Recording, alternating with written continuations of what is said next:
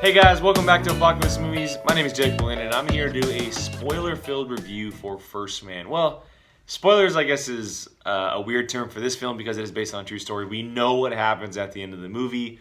It's pretty much just a biography on Neil Armstrong and the Apollo 11 crew, as far as everyone behind the scenes that made the race to the moon, the space race, possible. It was directed by Damien Chazelle of Whiplash and La La Land, starring Ryan Gosling as Neil Armstrong, as well as Claire Foy as his wife, Janet Armstrong. In this film, it takes place over a number of years. It stories Armstrong's life from being a pilot to kind of being raised in this NASA program. I believe it starts out in like the early 1960s, and then kind of, obviously 1969 in that era. Kind of venturing into later 60s. So it spans over a good chunk of time, and it does it very well. And it's a 2-hour and 20-minute movie, so there's a lot of stuff invested in this film. There's a lot of things going on. But, just starting off the bat as far as how the story was kind of laid out, focusing on Armstrong, I thought it was brilliant. I thought it was really fantastic. And I see that the movie is kind of getting a lot of flack itself for not focusing on the moon landing and the crew and everything as far as NASA and Apollo 11 itself. You got to remember that this film is called First Man, right? It's meant to focus on Neil Armstrong and him alone and his story, because he was the one that kind of headlined everything. And it shows a lot of interesting stuff within the story. Now, I don't know how much of it is true. Obviously, I'm sure that Chazelle and his crew did the work for this film.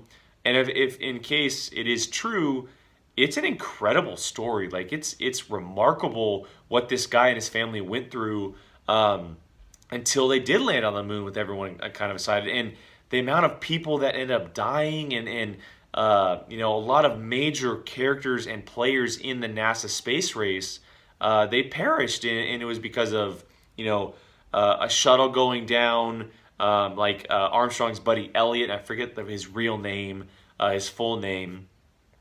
And then you have Jason Clarke's character who died within the lodge of the first test. They call it a wire test, I believe, of the Apollo 11. And he died. There was a fire and it exploded, and all 4 men died within the lodge, or 3 men, excuse me. And so the amount of friends of people that they saw come and go through the years is just, it's crazy. Like, what these guys went through just to get those few seconds or minutes on the moon.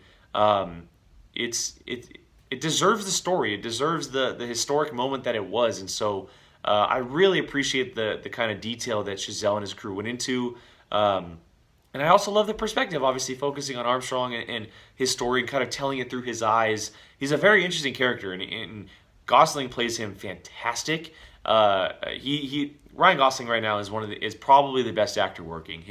His ability to kind of fall into a role, whether it's real life or fictional, is just remarkable, and it's truly one of a kind the way he does it. I really don't think there was a better casting for it because of his work with Chazelle on La La Land, and just because the way he's going right now. Like, I was invested every time he was on screen.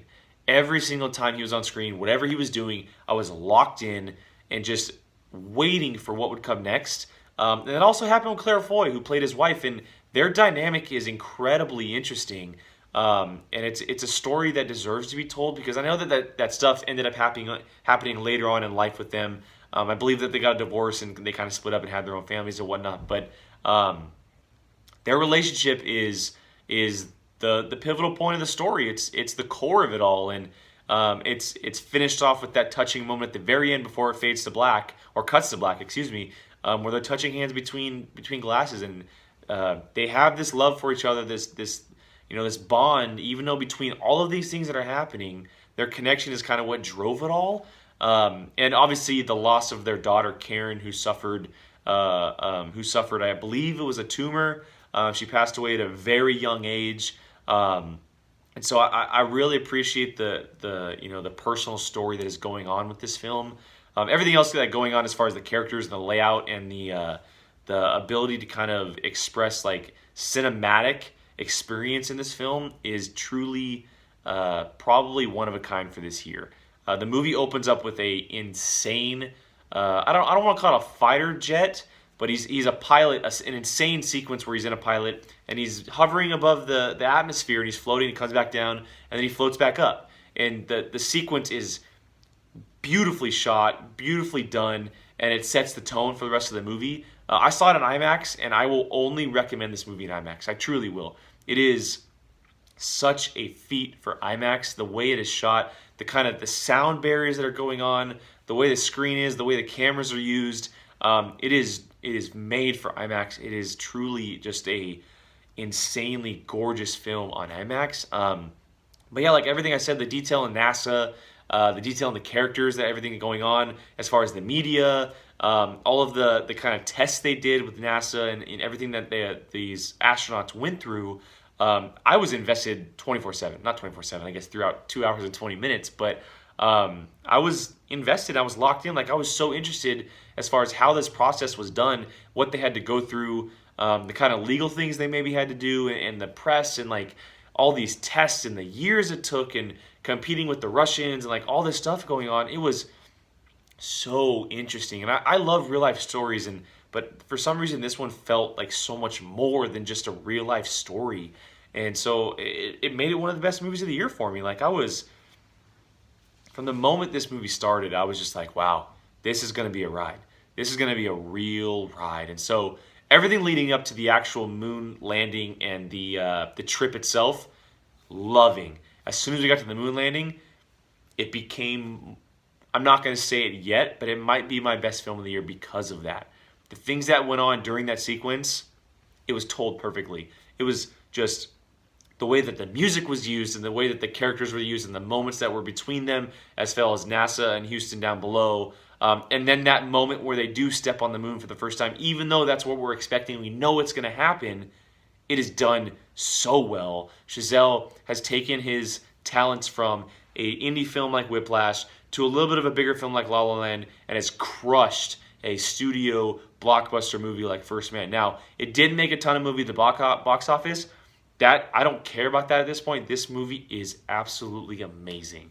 It is so good from start to finish. The characters, the details, the story, everything that happens in this movie is absolutely remarkable. And so, like I said earlier, it more than likely will be in my top 3 of the year, and I had extremely high expectations for it. But I won't be surprised if it not only stays in that top 3, but it could end up taking my first spot at the end of the year. Like, if I see this again and I'm like, yeah, it easily beats everything that's come out this year. And so there's been a couple good movies out lately, and this is probably the best of them all. And so I'm really excited for this movie going forward. I'm excited to see it again whenever I do. And I'm really happy that it lived up to the hype. And for a movie that we know what everything that kind of goes on as far as what happens at the end and what it's kind of going towards, it was filled with things that kept me interested and intrigued and invested enough to be like, yep, it's almost a perfect movie. So as far as recommendation and not recommendation, obviously I'm 100% recommending this movie to anyone. Go see this movie. I know that people may be questioning it. I saw that it has like a really good critic score, but a kind of a lower audience score. Go see this film, I promise you. And if you want, check it out on IMAX. I could not have appreciated the experience more on IMAX, and so I would recommend it in IMAX or XD, something like that.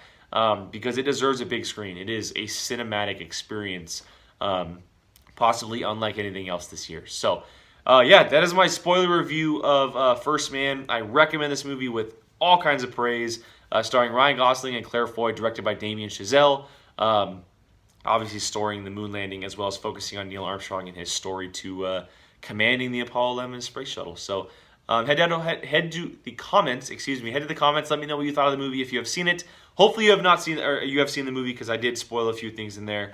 Let's have a conversation down there. I'd love to hear you guys' thoughts on the movie, as well as Gosling and Chazelle, and maybe even Claire Foy as well, and her acting chops alongside Gosling. So also head to apocalypsemovies.com, where we got all kinds of news articles dropping every day, as well as a real fan perspective on some of the things going on in the world of movies. Of course, his YouTube channel, movie reviews, trailer reactions, the Padawan podcast, and a few things are coming down the line as well for us. You guys hit that subscribe button. we get more views, we're able to do more content for you guys on a daily basis, which we obviously love doing. So again, thank you for joining me on my spoiler-filled review of First Man, and until next time, see you later.